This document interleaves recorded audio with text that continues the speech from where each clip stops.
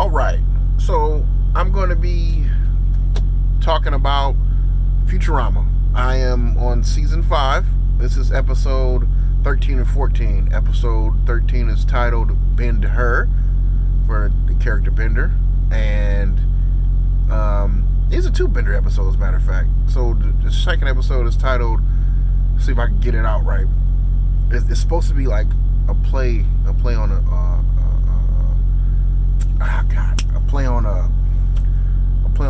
well-known term, like if you see something and say, "Oh, it's absolutely fabulous" or something like that. I guess people say that. I don't know, but it's obsoletely fabulous. But I'll get to that later.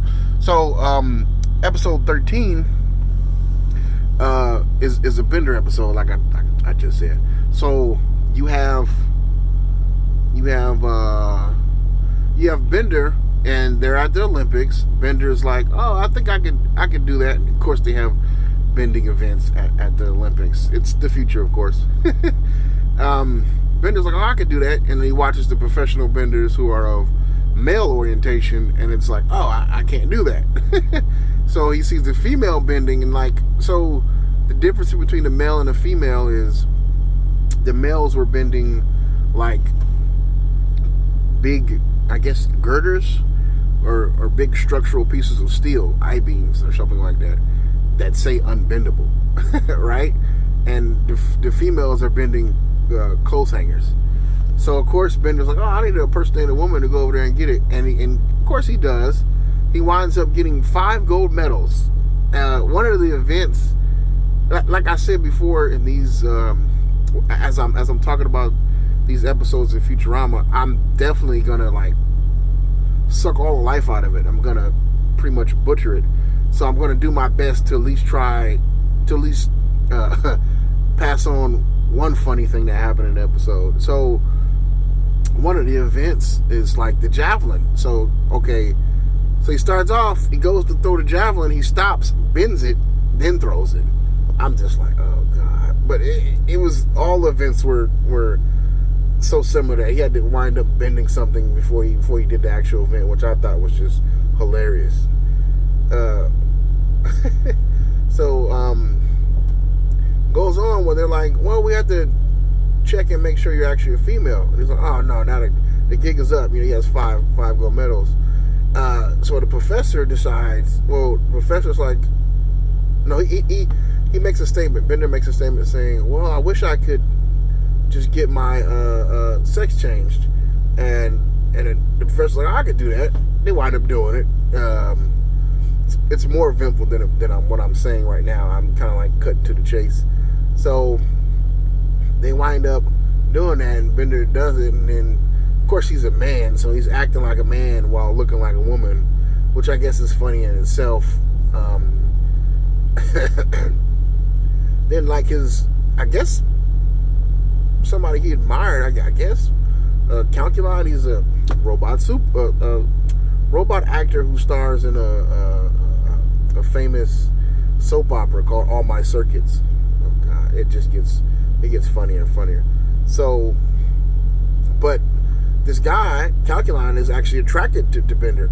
For the life of me, I forget his female name. I should have wrote that down. I forget his female name, but he becomes attracted to him. So they start going out, and basically Bender becomes a trophy wife, if you believe it or not. I'm trying to remember what else eventful. What's like the side story inside that? What was the side story in this episode? Bender. Give me a second. So Bender's impersonating a woman. Ooh, I can't remember the side episode to this. Can't remember the side story in this episode. I'm so fixated on the Bender part. It was just so funny the way they put it together. Oh, well, I guess there wasn't a side story in this episode. There was an underlining social issue that they're trying to address. At least that's why I see it. So they're trying to talk about the biological differences in between men and women. They're putting that on forefront, but of course they're using animated characters and robotic animated characters at that. So they're trying to bring to light that men and women should have the same standing in the world, which I agree with, but biologically they're different, which is a given. Now, there are some women that are way stronger and have way more testosterone than some men. There are some men who have way more estrogen and who aren't that strong in comparison to women. That's just life. It's always going to be different flavors floating around out there. I don't know why I'm trying to like preach. It's just an animated show, but I feel like that's the underlining message that they're trying to. Not necessarily message, but just the underlying conversation that they're trying to start with this particular episode. They're just doing it in a really funny manner. They throw their share of stereotypes out there about each gender though, so no gender goes unhurt. It's not overly biased. I don't feel like. Overall, I think it was a really, really good episode.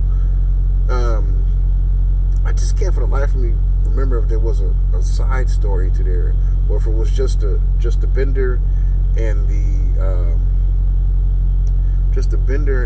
the fact that they're talking about basically how genders compare. I think that's the only two things that happen in an episode. But it's one of the top episodes that I've seen so far. Now I guess I'll talk about the next episode, which is now this one gets way deeper too. This one actually gets a little bit deeper. So this episode starts off with like an Apple event basically, but it's all for robot products. And they introduce a new robot, newer model. Bender kind of gets, I guess, self-conscious, I guess is the right word. And he's like, oh, I can't believe they got this new robot. Of course, he doesn't like it. He despises the robot. But the company wound up getting one anyway. Of course, the robot's way better than Bender. Bender tries, and Bender in an attempt to still be relevant and liked, I guess, he decides to go and get like an upgrade. But he can't force himself to get the upgrade. That's why I say this one gets pretty deep. So he can't force himself to get an upgrade. So he winds up like jumping out of line or something like that. Winds up drifting off to in the ocean somehow, because the facility where he was getting an upgrade at was right next to the ocean. He winds up drifting. No, he gets out of there, takes a sign and bends it up because he's a bending unit. Turns it into a canoe and goes off into the ocean. And then he finds a desert island. And of course, he's basically going to waste away there. And he runs into a whole bunch of other obsolete robots. Hence the name, obsoletely, fabulous. So, I can't for the life of me say that word correctly. But anyway, I'm trying to think what else happened. Oh, okay, so the thing that stuck out to me in this episode, not necessarily stuck out to me, but the funniest thing that I can remember is he's like, oh my god, one of the robots that comes to, because eventually 3 robots come to his aid. And he's like, one of the robots that comes to his aid is what does he call that bot? He calls it a cassette bot or something like that. And the only way this bot can communicate is through putting cassette tapes in a cartridge with like pre-recorded answers or remarks. He puts one. He digs to this little patch and he finds one that says like hello or greetings, and it says something really hi, we are 3 obsolete robots who decided to leave society and come out here and live out the rest of our lives.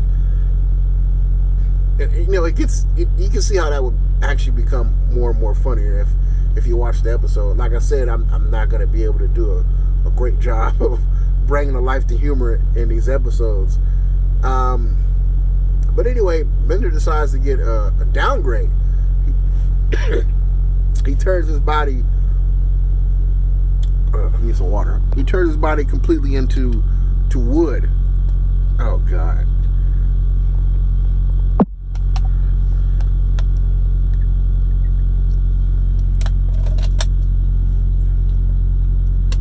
Which I thought was hilarious. It's a wooden bender. So I don't know. It just gets funnier and funnier from there. So they wind up coming back in a wooden submarine. Oh man, I have to mention the other robot there. She's like, I guess she's run off like a perpetual, like whale or I don't know how to explain it. You kind of like will see this in a windmill maybe. A windmill is kind of like run off water, so the water comes in and it has these little cups. Catches the water and it spins around in her chest. She's like, well, if my well runs out, then I die. And it ran out like twice, and she's like screaming, no, I want to live. And she runs to the water and gets it back in, and then she's all calm again. She's like bipolar, basically. I don't know. I just thought that was funny. Oh, God. Maybe I'm alone on that one, but I thought that was funny. So, like I said, they're coming back to society with a wooden submarine, and they're hurling rocks at all these things in society, trying to take it down, trying to take out all the technology. And they finally wind up coming to Bender's workplace with all the other characters, of course. And then they kind of reconcile from there. They're just like, okay, I guess that's, whatever. They wind up getting these calls. So they wind up reconciling from there, which in their own funny way. But before I forget, the thing that's makes this so complex is this whole scenario or whole thing that happened was all a figment of Bender's imagination. This was part of the upgrade, was to give him a reality, or break it down in a way that he can understand, to make him okay with this new robot. And then he goes on. Bender, of course, goes on to say, well, if that wasn't real, what's to say that any of this isn't real? Which I think so many people who are into, I guess, technology and medical science and just exploring the possibilities of life, or logical person, most likely, they come to the conclusion that, we could possibly live in a simulation. I mean, it's just, I can't speak on it. I mean, I can't say anything as a matter of fact, as saying, well, it's not or it is. I can say that it's just an individual's way of making sense of life. That's all I can say about that. 2 good episodes, though.